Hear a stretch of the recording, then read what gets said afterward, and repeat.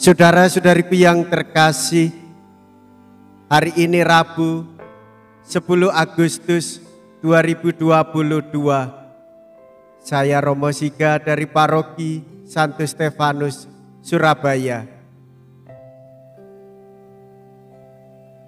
Dalam nama Bapa dan Putra dan Roh Kudus, amin. Gereja merayakan pesta Santo Laurentius Diakon dan Martir. Menjadi seorang diakon pada masa gereja purba berarti berkarya penuh merawat orang sakit, mengajar dan membimbing para katekumen. Semua itu dikerjakan oleh Laurentius dengan penuh pengabdian. Ia giat dan cakap untuk melindungi harta milik gereja terhadap nafsu merampas para penganiaya, dibagikannya semua kepada orang miskin. Bersama Santo Petrus dan Paulus, Laurentius menjadi pelindung kota Roma. Barang siapa melayani aku, ia akan dihormati Bapa. Mea culpa, mea culpa, mea maxima culpa. Marilah kita berdoa. Allah Bapa cahaya abadi yang cemerlang, karena cinta kasih yang berapi-api, Santo Laurentius menjadi pelayanmu yang setia dan martirmu yang mulia. Semoga kami mengasihi yang dikasihinya dan melaksanakan yang diajarkannya. Dengan pengantaraan Yesus Kristus Putramu yang bersama dengan Dikau dalam persatuan Roh Kudus, hidup dan berkuasa Allah sepanjang segala masa. Amin. Tuhan bersamamu dan bersama rohmu. Inilah Injil suci menurut Yohanes. Dimuliakanlah Tuhan.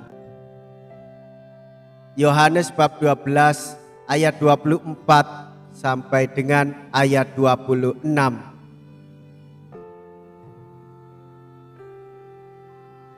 Menjelang akhir hidupnya, Yesus berkata kepada murid-muridnya, "Jikalau biji gandum tidak jatuh ke dalam tanah dan mati, ia tetap satu biji saja.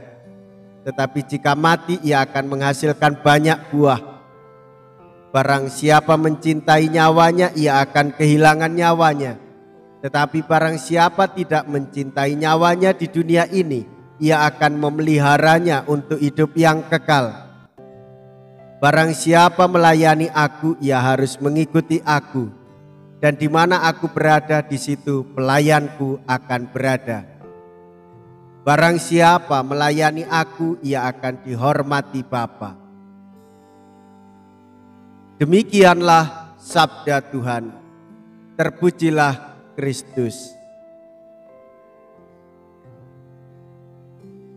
Bapak, Ibu, saudara-saudariku yang terkasih,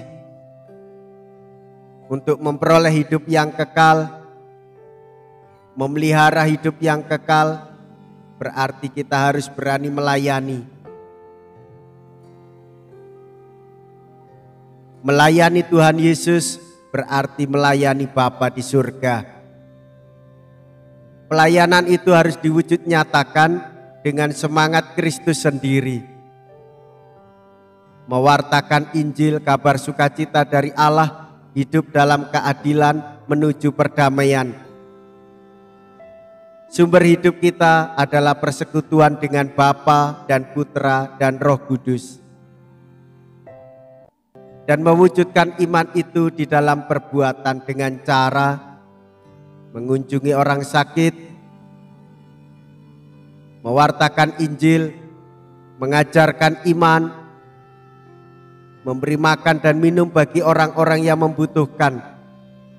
Itulah caranya kita menghadirkan kehidupan yang kekal di dalam kehidupan di dunia ini. Apa yang kita imani terarah pada hidup yang kekal, yaitu bersatu dengan Bapa dan Putra dan Roh Kudus. Apa yang kita lakukan digerakkan oleh iman itu. Maka saudara-saudariku yang terkasih, meneladani semangat hidup Santo Laurentius, maka kita harus berani kehilangan nyawa, tidak menyayangkan nyawa sendiri, tetapi berani berkorban seperti Kristus yang menginspirasi dan menggerakkan kita untuk kesejahteraan hidup bersama.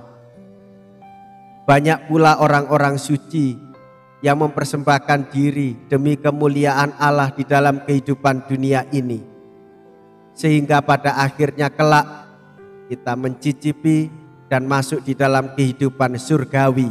Itulah kehidupan kekal. Marilah kita berdoa. Allah Bapa yang Maha Murah, pada pesta Santo Laurentius ini kami menyatakan bukti pengabdian sejati dan telah Kau puaskan dengan anugerah-Mu. Kami mohon dengan rendah hati, semoga kami semakin menikmati penyelamatanmu dengan pengantaraan Kristus Tuhan kami. Amin. Tuhan beserta kita, sekarang dan selama-lamanya.